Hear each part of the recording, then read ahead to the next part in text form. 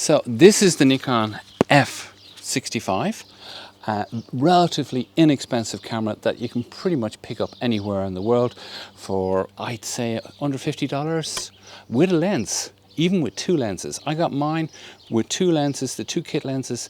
I'm going to use it as kind of for family pictures, some holiday stuff that you would normally use a camera like this for. However, there will be some interesting scenarios in it. It's a camera that isn't, you know, a hipster camera. It's not made out of metal.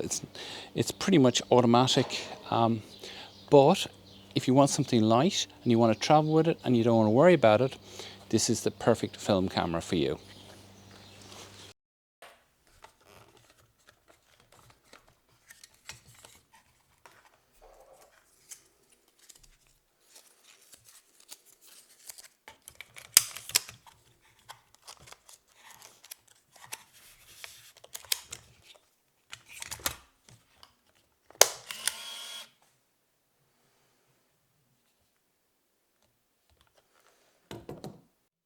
That's it.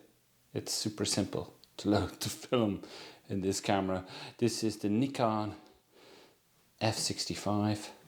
I'm using a 20mm lens on this camera. I also have the two kit lenses. I picked up this little camera, which is very lightweight, for about €50 with the two kit lenses that come with it. It's around, I don't know, 20 years old. It's one of the last Nikons they made, and they made literally tens and thousands of, maybe even millions of these, and they're really easy to pick up, and they're a great way to start into film photography, and you can't really go wrong. They got a little timer here, quite a big display. There's a built-in flash. You've got a compensation on the button here. You got your various different modes: manual, aperture, shutter priority, and program mode. And then there's the other modes, which are for sports and macro and all that kind of stuff. But I tend never to use those. I tend to use either aperture priority or manual. And if I'm shooting events, maybe I want to set the shutter speed, but it's always aperture priority for me. There's also bracketing on this camera as well. It's a very simple camera, but it has that famous Nikon focusing system built into it. We flip it up here. We've got an autofocus switch and a manual switch. I will be using the autofocus mainly. That here's your camera release, and there is another button here.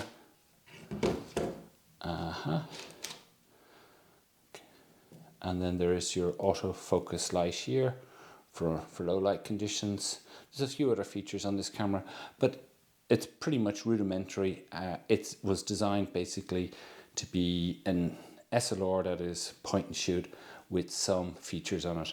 It is actually perfect for getting into film photography, or if you're going for a hike, or if you're traveling. It's one of those cameras that doesn't weigh much and you can carry it around all day, because it's basically plastic, and if something happens to it, well, you're not too worried about it. So I'm going to go out and shoot with this camera. So the first wide angle shot is kind of mundane, but I think it's going to look interesting in black and white. Let's have a look.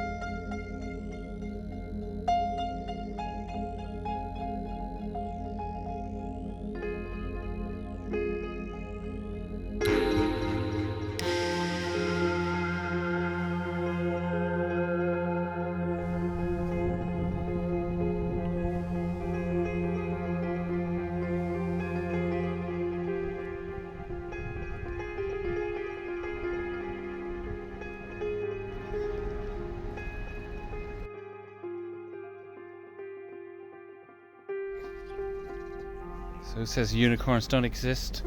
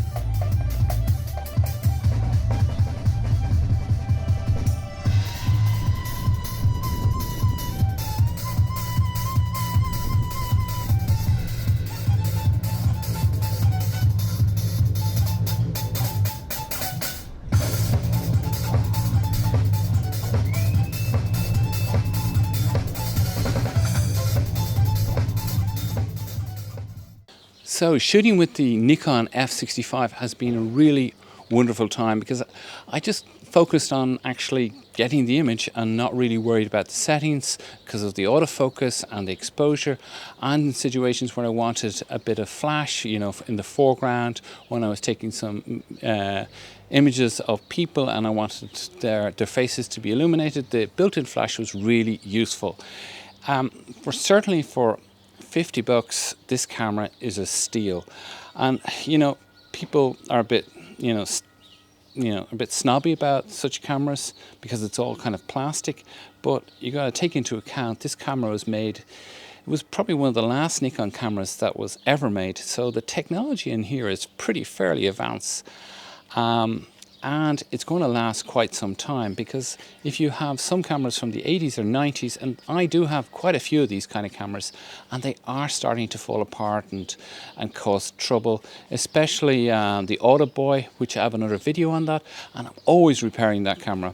So I kind of put the Autoboy down and picked up one of these guys because they're relatively inexpensive and I don't worry about it too much, because in the end of the day, that's what I want to do. I want to shoot film. And that's what I would recommend anybody who wants to get into film photography. Concentrate on the process, not worry about having such a hipster camera like an FM or an FE. They're lovely cameras, beautiful cameras, but this kind of camera is really inexpensive and you can take it anywhere. If you haven't already subscribed, please hit that subscribe button. Don't forget to hit the little notification bell, and hope to see you on the next video.